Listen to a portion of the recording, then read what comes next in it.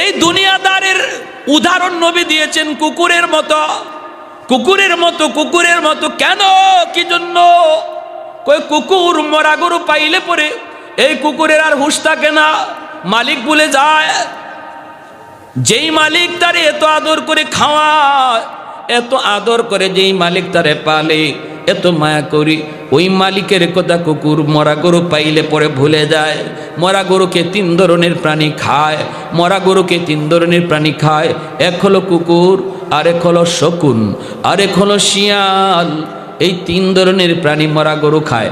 মরা গরুটা পাইলে পরে সারা দিন ভর শকুনে খায়, রাতের বেলা শিয়াল চলে আসে, শকুন তার গাছের ডালে চলে যায়, সারা রাত ভর শিয়াল খায়। সকাল হওয়া মাত্রই শিয়ালও তার ঠিকানা গর্তে চলে যায়। এরপরে কুকুর লাগাল পায়, কিন্তু কুকুর দেখবেন সে যখন মরা গরুর লাগাল পায় ঠিকানা ভুলে যায়। শিয়ালেও তার ঠিকানা ভুলে নাই।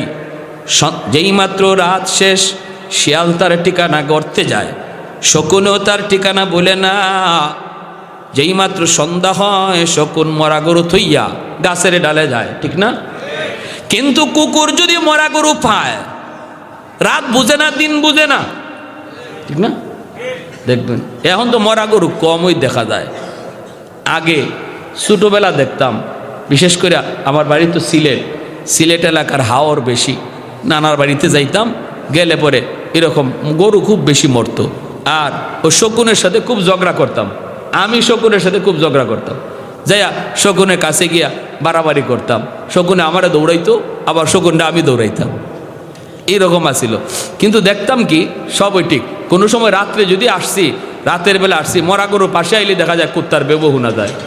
আরে শিয়ালও গেল তার ঠিকানায়, শকুনও গেল ঠিকানায়, কিন্তু কুকুরে এ মরা গরু পাইলে সব শেষ। কোন মালিকে খাওয়াইলো, কোন মালিকে দুধ কলা খাওয়াইলো, কোন মালিকে তারে নিজের হাতে গোসল করাইলো, কোন মালিকে তারে দুধ ভাত খাওয়াইলো, সব ভুইলা মরা গরু আছে আর কুত্তা আছে, ঠিক না?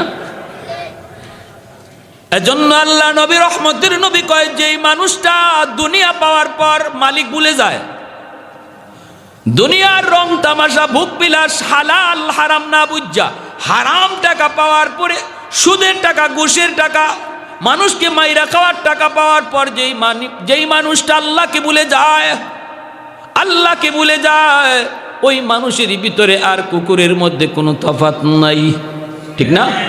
সে তো তখন কোন মালিকে তারে এতদিন পাললো, কোন মালিকে তারে মায়ের পেটে খাওয়াইলো, কোন মালিকে তারে আস্তে আস্তে বড় করলো, কোন মালিকে তারে এত সুন্দর চেহারা দিল, কোন মালিকে তারে এত সুন্দর দাঁত দিল, মায়ের পেট থেকে দুনিয়াতে আসলো, মায়ের পেটে থাকলো, খাবার কেমনে মালিক পৌঁছাইলো, সেই মার গর্ভ থেকে দুনিয়ায় আসার পর কোন মালিক তারে খাওয়ার ব্যবস্থা করলো, কত সুন্দর করে ব্যবস্থা করলো। মায়ের পেটে থাকতে খাইছে এক পথে এক লাইনে, আর মায়ের পেট থেকে দুনিয়ায় আসার পর খাওয়ার লাইন দিয়ে দিছে আল্লাহ 2টা। মায়ের বুকের দুধ বাচ্চাটা খায়, সেই দুধটা বেশি গরমও নয়, বেশি ঠান্ডাও নয়, ঠিক কিনা? এত সুন্দর করে যেই মালিক তারে পাললো, যেই মালিক তারে খাওয়াইলো রে যুবক, ওই মালিকের কথা ভুইলা যেই মানুষটা মালিককে ভুইলা শুধু দুনিয়া হালাল হারাম না বুঝা থাকে, আল্লাহর নবী কয় এর ভিতরে আর মরা গরুর মধ্যে কোনো তফাৎ নাই। এজন্যই আল্লাহ বলেছেন বালহুম আদালের তফসির করেছেন আল্লাহর নবী তার হাদিসে, আদ-দুনিয়া জিফা ওয়া তালিবুহা কিলাব। আল্লাহু আকবার।